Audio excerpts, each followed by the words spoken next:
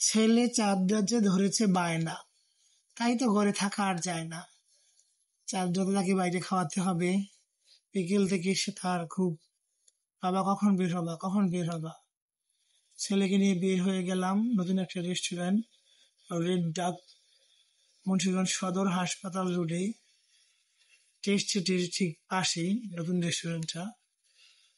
তো বাপ ছেলে গেলাম, মেনু দেখা শুরু করলাম, দুজনে মিলে ডিসিশন নিলাম কি খাবো।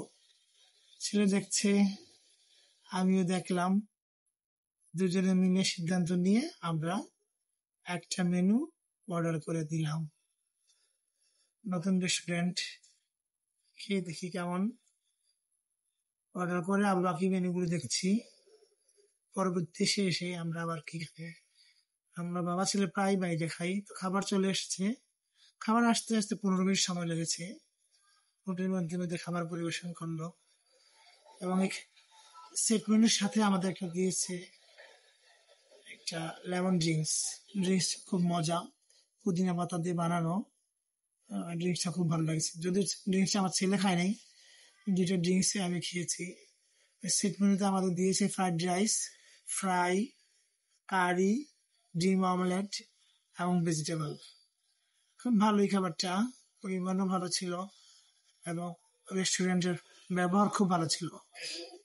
এটা নতুন রেস্টুরেন্ট হিসেবে রান্নার মানও ভালো ছিল। দুজনে খেলাম।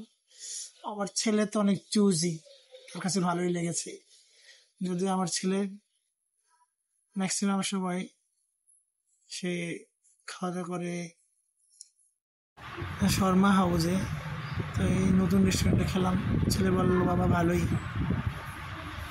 সে খুব মজা করে খাচ্ছে, আমিও খাচ্ছি, বাপ ছেলে দুজনেই খেলাম আয়েশ করে।